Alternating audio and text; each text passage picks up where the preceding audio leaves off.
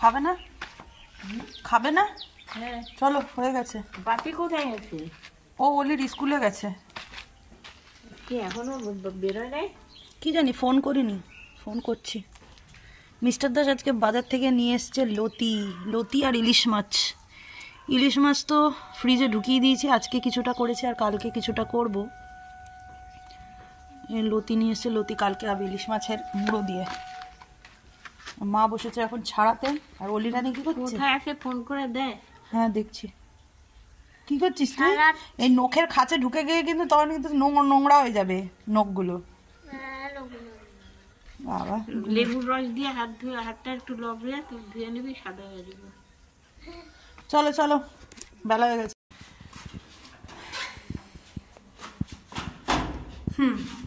হে everyone, good afternoon. আজকের ব্লগটা অনেক বেলা থেকে শুরু করলাম। এখন ঘড়িতে 2 বাজে।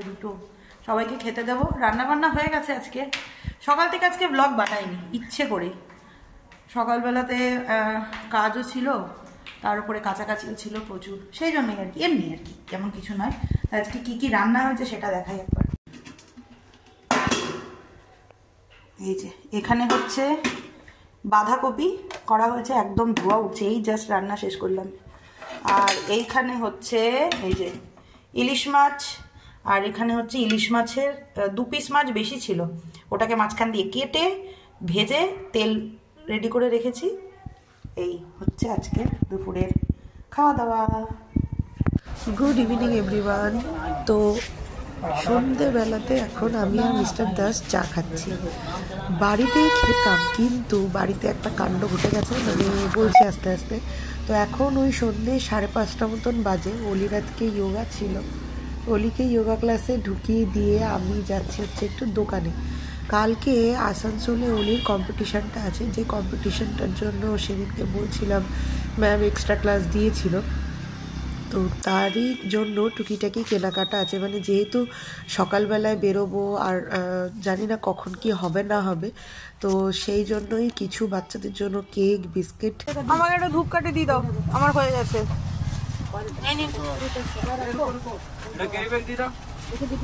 ঠিক আছে, আমি কো টাকা দিচ্ছি। হ্যাঁ একটা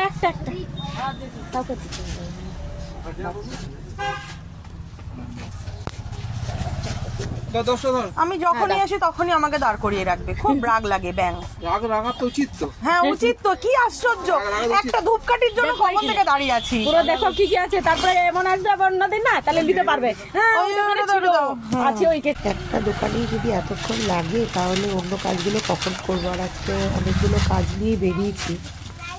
ভালো গন্ধ হবে তো স্কুটি। হ্যাঁ স্কুটিটা দেখতে ভাল লাগে, কিন্তু অত টাকা কোথায় কিনবো যে?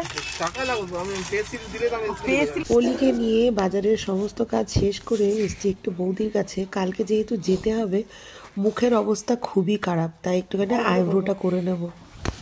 আজকে সন্ধ্যেবেলাতে চা করতে গিয়ে সিলিন্ডার শেষ, পুরো মাথায় হাত। হ্যাঁ, কারণ বর্তমানে ঘরে কোনো সিলিন্ডার আপাতত নেই। গ্যাস বুক করা হয়েছে কিন্তু এসে পৌঁছয়নি। তারপরে হঠাৎ করে মনে পড়লো যে এই ছোটো সিলিন্ডারটার কথা। এই সিলিন্ডারটা ভরার পরে 3 থেকে 4 বার মতন রান্না হয়ে গেছে। এটাও যখন তখন নিভে যাবে, আর নিভে গেলে পারি শেষ। তাই মিস্টার দাসকে বলেছি যে রাত্রে রুটিটা তুমি কিনে নিয়ে আসবে, আর আজকে রাতে ডিনারে বেগুন পোড়া আর রুটি, মানে আমার ইচ্ছে না থাকলেও আমাকে খেতেই হবে, কিছু করার নেই। ঠাকুর ভরসা ছিল সত্যি। হ্যাঁ, সিলিন্ডারটা স্বাদ দিয়েছে। রাত্রে সবারই খাওয়া দাওয়া কমপ্লিট। আমি এখন অলিকে শাড়িটা পরিয়ে দেখছি, কারণ কালকে ভোর ভোর বেরিয়ে যেতে হবে। আর এটা আমার একটা বদ অভ্যাস বলতে পারেন। কোথাও মানে অলির নাচের প্রোগ্রাম থাকলে সেটা আমি পরে সব পাট করে গুছিয়ে নিয়ে যাই, যাতে ওখানে গিয়ে কোনো অসুবিধা না পড়তে হয়। মা খেয়ে দিয়ে শুয়ে পড়েছে। মিস্টার দাসেরও খাওয়া মোটামুটি কমপ্লিট হয়ে এসছে, ও খাচ্ছিল। আর আমার আর অলির আগেই হয়ে গেছে। তো এখন এইটুকু করার পরে না, এরপরে মেকআপ, জুয়েলারি, এই জিনিসগুলো গুছাতে হবে। আর অলি রীতিমতন ঠান্ডায় ঠকঠক করে কাঁপছে। হ্যাঁ, আমাকে বলছি যে কখন শেষ করবে, তাড়াতাড়ি আমাকে ছাড়ো, আমি শোবো। গুছানো গাছানো তো কমপ্লিট হয়েই গেছে, কিন্তু এই জুয়েলারিগুলোর পিছনে কার লাগাতে হতো কয়েকটাতে লাগানো আছে আর কয়েকটাতে লাগানো নেই, যেগুলোতে লাগানো নেই সেইগুলো এখন লাগিয়ে নিচ্ছি। আগেই বললাম, কারণ কালকে ওইখানে গিয়ে না কোনো হুজ্জুতি আমি একদম চাইছি না। কারণ এক তো বাড়ির বাইরে গিয়ে মেকআপ করতে হবে, আর দ্বিতীয়ত যদি হাতের জিনিস যদি হাতে গোছানো না পাই তখন মাথা টাথা গরম হয়ে যাবে, ওই জন্য গুছিয়ে নেওয়া ভালো। ওকে, তো এতক্ষণে সমস্ত কিছু গুছানো টাছানো কমপ্লিট হলো।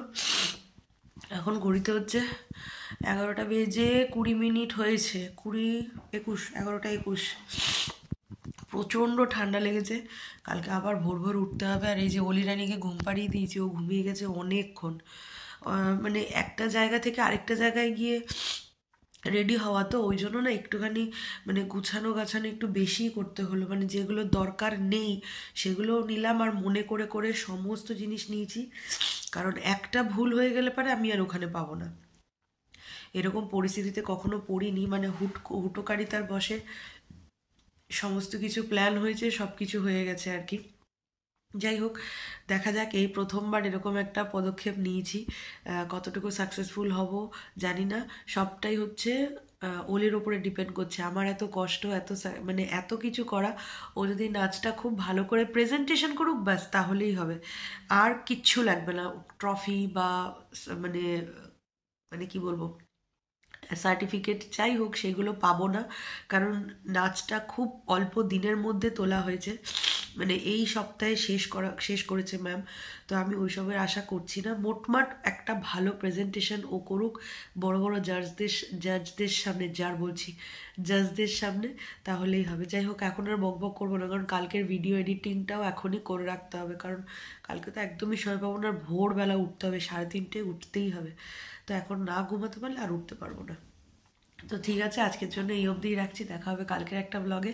তো ততক্ষণের জন্য সবাই ভালো থাকবেন, সুস্থ থাকবেন, সবাইকে ভালো রাখবেন। আজকের জন্য গুড নাইট। যদি ভিডিওটা ভালো লেগে থাকে তাহলে একটা লাইক করে দেবেন। টাটা।